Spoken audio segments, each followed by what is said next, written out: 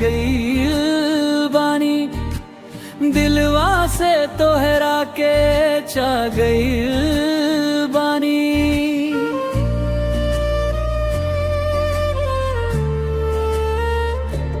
हंसी तो हार लागे चांदनी रात, तोहरे बिना न लागे दिनवा के बाद।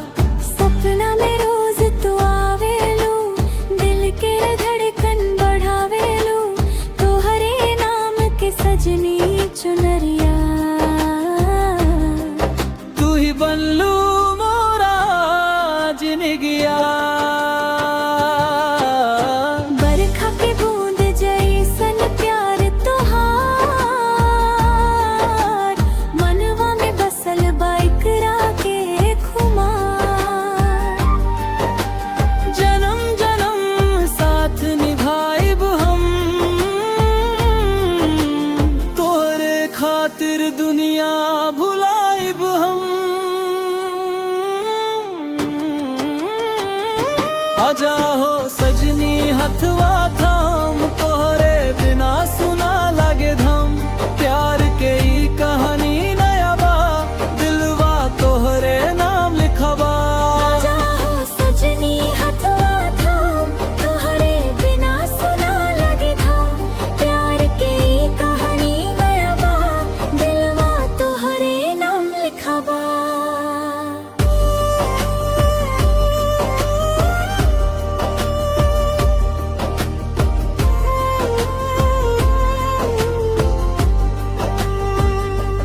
रोजे तोहरे याद में जागी हम, तोहरे बिना अधूरी लागी हम।